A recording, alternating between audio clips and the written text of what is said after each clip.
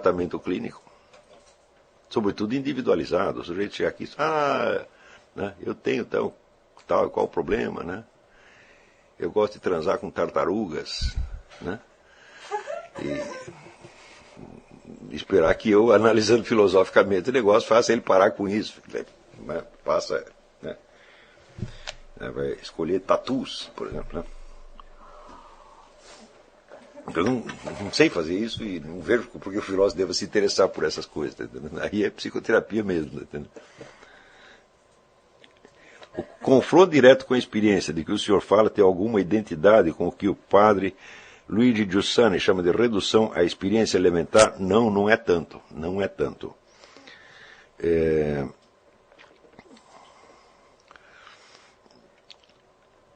Vamos dizer, eu suponho que o que ele está querendo dizer com experiência elementar é o mesmo que Louis Lavelle chamava da a presença total, quer dizer, a experiência básica, a experiência do ser, a experiência da existência, que no fundo vai te abrir para a experiência de Deus. Eu estou falando uma coisa muito mais modesta. Eu estou falando apenas de experiência genuína, seja a experiência do que for. Não é a experiência elementar, não é a experiência básica da humanidade. Para a gente poder chegar neste nível de análise do que ele está falando, nós vamos precisar, primeiro, conquistar esta sinceridade, esta aptidão para a experiência genuína. Depois passaremos a outros níveis. Quer dizer, mas nós vamos sempre devagar, porque o que importa não é o volume, da quantidade das etapas que nós vamos procurar, mas que cada etapa esteja efetivamente conquistada. Está entendendo? E é por isso que eu, pelo menos no início, eu não vou ficar passando, como diz, muita lição de casa, falando, não é isto. Né? Não se trata disso. Trata-se de consolidar de tal modo que essas coisas que eu estou lhe dizendo se transformem realmente em experiência sua. E você possa confirmá-las de você para você mesmo. Na sua solidão, sabendo que você agora está dentro da dimensão da busca da verdade, efetivamente. Para isso precisa muita calma, gente. Há importância no conhecimento da literatura de Proust e Stendhal, mas sem sombra de dúvida. Esses dois você tem que ler a leitura obrigatória. Isso aí tem.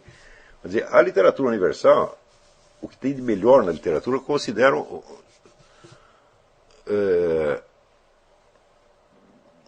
coisa básica para isso aqui, porque o treino da imaginação é o começo do conhecimento. E memória é imaginação. Os elementos que estão na sua memória, foi você mesmo que imaginou, você criou. Você viu um elefante, e daí você vira as costas e imagina o elefante. O elefante foi Deus que fez, mas essa imagem que apareceu na sua cabeça, quem foi que fez? Foi você mesmo. Não é isso? Então, memória é uma imaginação repetida. Mas é você mesmo que faz. Tá certo? Você apenas a refaz de maneira a repetir uma coisa anterior. E no caso da imaginação comum, não. Você inventa outras coisas, né? Então, quando a memória começa a ficar clara, tá certo? E ao mesmo tempo fidedigna, aí que você tem a base para a gente começar a conversa filosófica. Fora disso, não. Por exemplo, eu dei para vocês na aula passada o exemplo. A gente pergunta para o sujeito: como é que você meteu essa ideia na cabeça? De onde apareceu essa ideia? O sujeito invariavelmente responde inventando um argumento para sustentar a ideia. Isso significa que ele não está apelando à memória, ele está apelando à inteligência lógica para fundamentar a ideia. O que é certamente mais fácil do que recordar como ela veio. Por quê? Porque essa inteligência lógica, ela monta o argumento na hora, quase que automaticamente. O raciocínio lógico, ele é automático na maior parte dos casos. Não? Mas a recordação de uma sequência real não é automática, você tem que cavar, você tem que fazer o esforço para dentro. Então é mais... E quando você começa a, vamos dizer, montar argumentos, você está fugindo da realidade da experiência. quando o que eu pedi foi exatamente o contrário. Recomponha esta experiência tal como ela efetivamente se passou. Por isso que eu acho uma bobagem esse negócio de dizer que filosofia é para aprender a pensar. Falar, pensar todo mundo sabe, pô. Nós não queremos aprender a pensar, nós queremos aprender a conhecer a realidade. Para extrair de dentro dela o quê? A verdade. O que é a verdade? A verdade é aquilo que a realidade diz. A verdade é, por assim dizer, o conteúdo tético de tese, o conteúdo afirmativo da realidade é a verdade. Está entendendo? A realidade tem muitos outros aspectos que não são a sua verdade. São os componentes da sua verdade e são também as suas aparências. Mas tem algo que ela afirma. E captar o que a realidade afirma é a busca da verdade.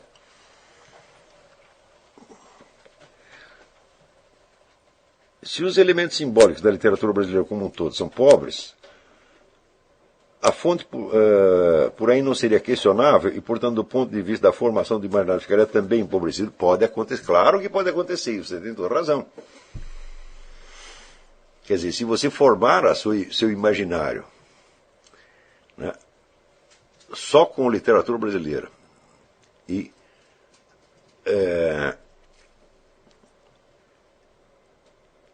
quiser se tornar um escritor brasileiro dentro da tradição de literatura brasileira, você também vai estar empobrecendo o seu imaginário, certamente. Mas eu acho que ninguém quer isso, e ninguém nunca quis isto. Tá certo? O fato é que você tem a literatura que tem, é o que está disponível. Em certos aspectos, ela é muito rica, em outras é muito pobre. Né? Eu repito, você quer uma fenomenologia do auto-engano, não tem outro no mundo melhor que Machado de Assis, porque os personagens dele só fazem isso, eles só mentem para eles mesmos o tempo todo. Tá certo? O que já é, vamos dizer, um indicador importante da sociedade brasileira. Né? Então,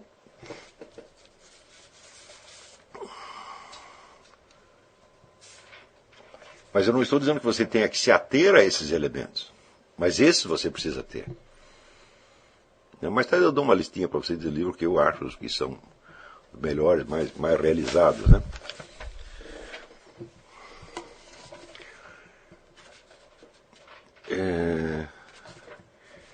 Aqui.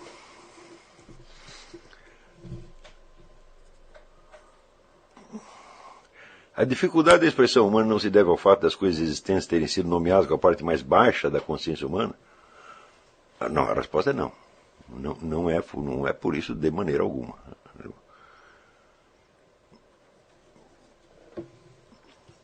Porque você vê que existem muitas línguas que elas começaram a se formar no seu ponto mais alto e depois vai decaindo. Né? Se você pegar a língua dos Vedas ou a língua da Bíblia, aquela língua está num nível muito alto e depois aquilo vem estragando com o tempo. Né? A dificuldade da expressão humana vem de que a língua, primeiro, a língua é uma só para todos. Segundo, você não toma a língua no seu melhor estado, mas no seu estado presente. Quer dizer, o estado dominante numa certa etapa da vida da sociedade. Você ler a literatura de outras épocas é você restaurar as possibilidades que estão embutidas nessa língua, mas que não estão em uso no momento, mas que para você podem ser úteis. Tem coisas que você pode querer dizer, que fazem parte da sua experiência, tá certo? Que você até percebeu, mas que você não vai poder dizer na língua de hoje, mas você pode procurar, sei lá, encontra lá em Rimbaud, em Goethe, em Balzac, alguma coisa assim que te ajuda a dizer aquilo. Então você vai ter que complementar a língua presente. É isso? E olha, esse negócio da decadência da língua não é uma coisa que acontece só no Brasil. No Brasil é um caso extremo. Tá certo? Mas aqui você observa a mesma coisa.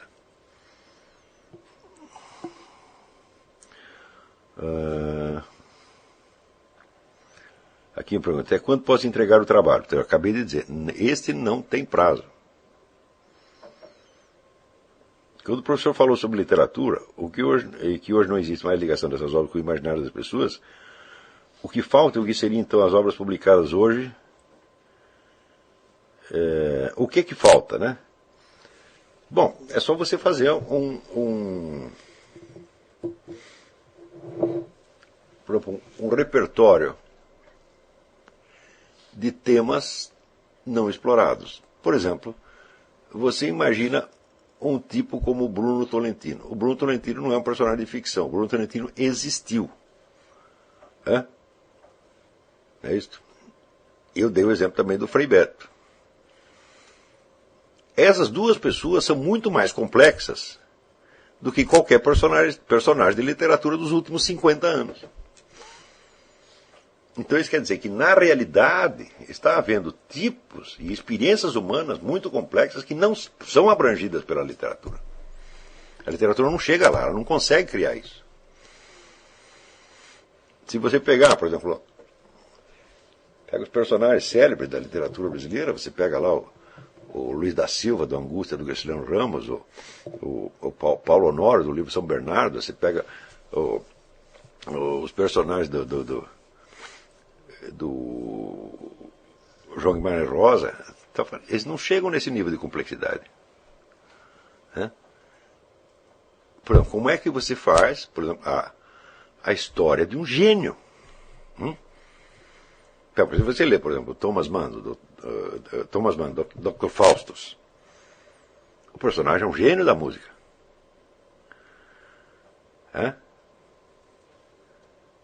Ora, a existência do gênio é um fato constatado. Quantos personagens de gênio tem na música, na literatura brasileira? Eu acho que nenhum. Você tem uma galeria de idiotas absolutamente formidável, uma galeria de medíocres e uma galeria de pessoas relativamente inteligentes. Você não tem um único gênio. Então significa que esta dimensão humana está ausente. Isso é só para te dar um exemplo. Está entendendo? Bom, e a santidade? Por exemplo, ali no Zé Geraldo Vieira você tem alguns exemplos de pessoas anormalmente bondosas, que não chegam ainda à santidade, mas são anormalmente bondosas. Eu conheci pessoas anormalmente bondosas. O meu falecido amigo Dr. Miller, quando eles falam coração de ouro, eu digo aquele verdadeiro coração de ouro. É um homem boníssimo, bom, era mais do que você aguentava, tá entendendo?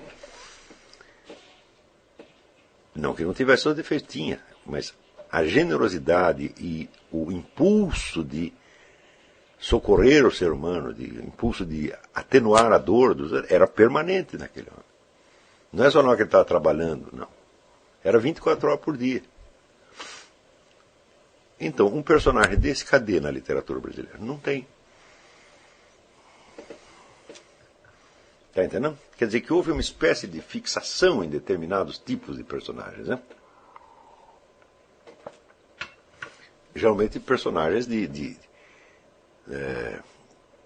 baixo nível, dentro da famosa escala dos Aristóteles e Northrop Frye, né, que fala que ele gradua os personagens conforme o seu poder, né?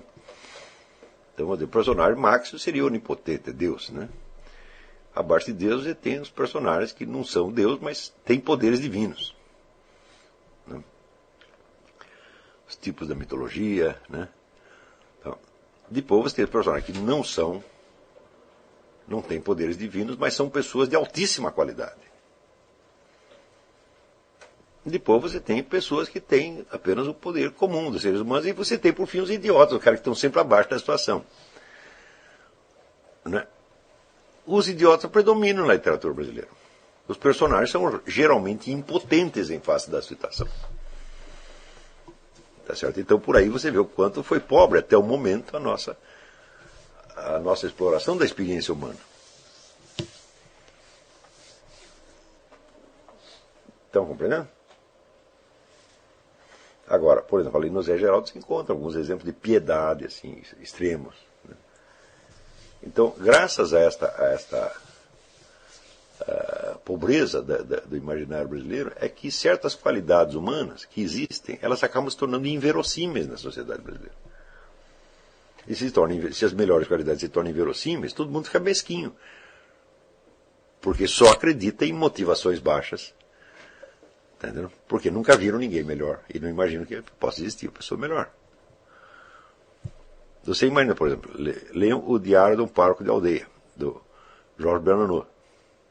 O personagem é um santo, ele não sabe que é um santo, mas ele é. Ele não é um santo oficialmente da igreja, né? É um santo anônimo. Mas o personagem é um santo.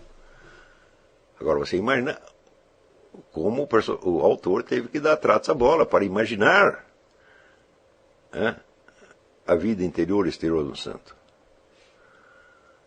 Não é isso? Então, isto é uma coisa que, por exemplo, na literatura brasileira não existe, mas nós podemos assimilar da estrangeira. Então, o conhecimento da literatura é você abrir-se para a variedade da experiência humana. E não esquecer a ideia de Aristóteles, tudo isso foi contado porque isso é possível. Não são coisas que aconteceram. Mesmo que tenham acontecido, elas não são contadas porque aconteceram, porque senão seria obra de história. Né? São obras de ficção literária porque são apresentadas como possibilidades. Não é isso? Possibilidade que pode ir, vamos dizer, até o fundo do mal. Não é isso? E pode subir até a santidade. Entendendo? Tudo isso existe. Então é preciso que a nossa imaginação alargue no sentido da variedade de tipos e suba e desça no sentido da qualidade dos tipos. Não é isso?